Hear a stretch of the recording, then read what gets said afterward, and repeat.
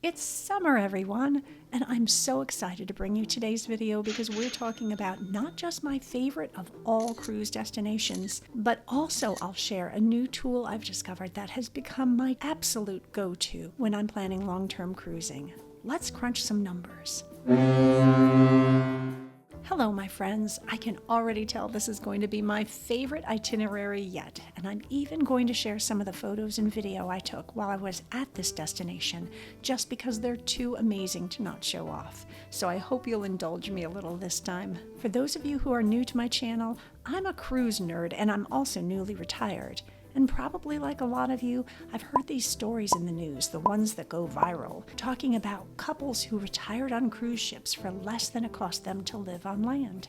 So here I am crunching the numbers for you and putting together itineraries to see if I can get the same results as they did. Unless otherwise noted, these are back-to-back cruises I'm planning, so there won't be any need for a hotel in between cruises. If you have any suggestions for itineraries or videos, please put them in the comments below and I'll put them on my to-do list. And hit that subscribe button so you'll see when yours gets posted. And you can see already that today we're talking about my favorite cruise destination of all time. That's right, I'm going to Alaska, and after I've had my fill, I'm going to show you an amazing tool I use to plan where we're headed next without even needing a single night in a hotel. I've already decided that after last week's NCL cruise itinerary, I'm ready to be back on Royal Caribbean again. So I take a quick overview of what ships there are, and then I decide on the Quantum of the Seas because I'm planning a 3-month itinerary here, and that ship will have lots of different places for me to eat. Because yes, aside from the amazing destinations, cruising is all about eating, people. Not eating people. There was a comma in there. But anyway, the Quantum of the Seas has 20 restaurants, so that's a lot to choose from. Take note that when it comes to that point when Royal Caribbean asks you whether you want to choose your own cabin or let them choose for you, I personally always pay a little extra to choose my own cabin because I try to book the same cabin for all my cruises when I'm going back to back, so that I don't have to keep packing and unpacking my things. I know a lot of you are breathing a sigh of relief this time because I'm also springing for a balcony cabin. In fact, you'll see I'm even going to avoid the balconies with obstructed views because the views I'll be seeing are definitely worth the extra money. I don't do that in all my videos since, hey, I'm retired and I try to cruise on a budget. But in Alaska, for me anyway, a balcony cabin is a must. And you'll see why in this video. Now I feel the need to confess that actually the Quantum of the Seas is not one of my favorite Royal Caribbean ships. That's because a lot of the activities they offer I don't use as much as some of you might. Their bumper cars aren't exactly my favorite thing. They have a bionic bar, which is cool, but could be one of the most expensive drinks you'll have on your cruise. They have a flow rider, and if you're a subscriber, you already know that I would completely embarrass myself on that and possibly tear a ligament or two, considering my lack of coordination on a surfboard. And finally, they have Ripcord by iFly, which is kind of a simulated skydiving experience. And come on, if I can't handle the flow rider, do you really see me doing that? So you might wonder why I wouldn't go with another ship, but I tend to like the prices for this ship because it is a bit on the older side compared to some of those recent Oasis class ships. And when I'm in a place like Alaska, I'm not on the ship so that I can embarrass myself on the iFly or the flow rider. I'm there for the wildlife and the scenery. I'm starting us in June, which is when humpback whale season really kicks in. Yes, you can see them a little earlier than that, but I've found they're not quite as prevalent as they are later in the summer. And let me tell you, there is little in this world that can take your breath away like seeing humpback whales. Let me know in the comments if you agree. There are also orcas, seals, bears, sea lions, dolphins, and so many bald eagles you'll start to think of them as commonplace. I know you might be thinking, well, that sounds nice, but will I actually see all that wildlife? You are right to be wary, because this is not Disney World where they can just press a button and make wildlife appear. So you never know what you'll actually see. But I'll share some of the photos I got while I was there that will tell you whether or not we got lucky. And with back-to-back cruising, you'll be on this ship for a long time, so you certainly won't lack for the opportunity to see it all. When we were there, we saw humpback whales from our balcony about half of the days we were at sea. Yes, that's right, we didn't even need to pay for an expensive shore excursion. Though, of course we did, because we wanted to try to get even closer. Also from our balcony, we'd see seals quite often, because they'd hang out on the icebergs that were floating by the ship. Other people saw orcas from their balconies, but we didn't get lucky with them. But look at what we did see.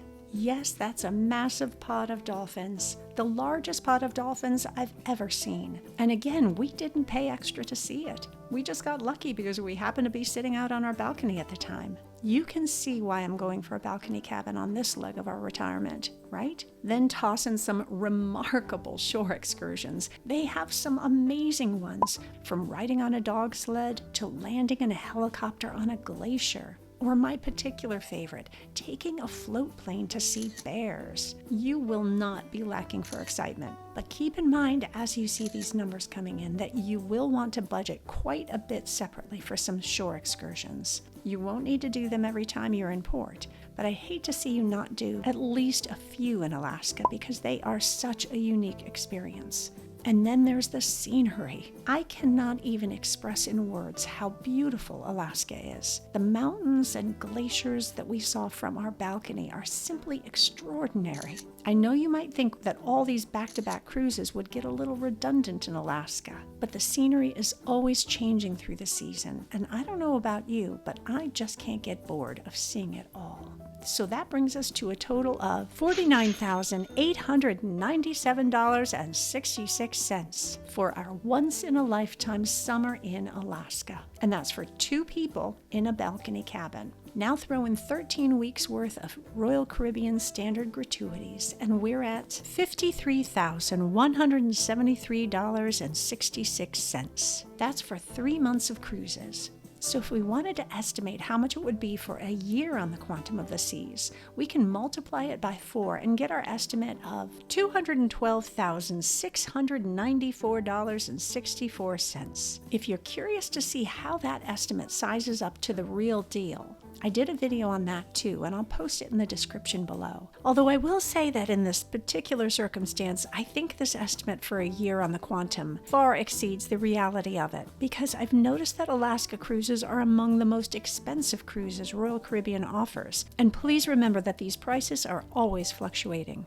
If you're going solo, that price will be lower, but not by too much. They do reduce your fare a bit, since you won't be eating for 2 people. But they really are charging for the cabin itself. To get a good idea of how much lower your price would be if you did back-to-back cruises similar to this, I've done a video doing a comparison. I'll post the link to that in the description below too, so be sure to check it out. But where to next is always the question, right? Because if we're truly retiring on a cruise ship, then we don't want to be homeless at the end of our summer. And while we could stay on the Quantum, it's just going to go south to Los Angeles and then back and forth to Mexico for the winter. I think I'd like to see what other options are out there if I wanted to switch from one cruise ship to another, which is called side-to-side cruising. But remember, I don't want to have to stay in a hotel at all, because that's just more money out of my pocket, for not just the hotel, but also for food and Ubers if I need them. So now I get to show you a cool website I discovered that absolutely changed the way I choose my back-to-back cruise adventures. And no, they're not a sponsor, so I'm saying that completely unbiased. I wish I had sponsors, but I'm still way too small of a YouTuber for that. So hit that subscribe button and make me more impressive, please. This site is called cruisemapper.com, and just look at all these cruise ships all over the world.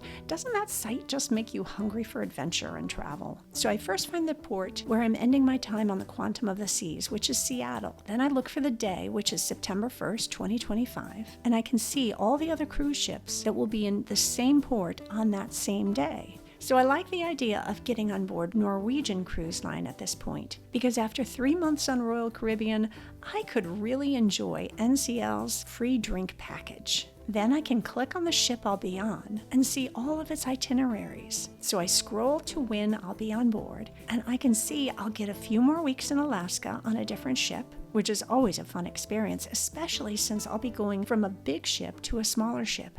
And that means that sometimes you'll feel even closer to the wildlife you'll see in the water and the icebergs that you'll pass. But then I see that the Norwegian Joy is headed south after Alaska and then through the Panama Canal. That is a pretty epic way to follow up our summer in Alaska, don't you think? So don't miss out on this website. I'll put that link in the description below too. And please hit that subscribe button. Less than 3% of my viewers are actually subscribed, so I'd greatly appreciate it if you'd hit that button because YouTube will promote my videos more. Thank you so much for watching, for commenting, for subscribing, and for making this such a wonderful, supportive community.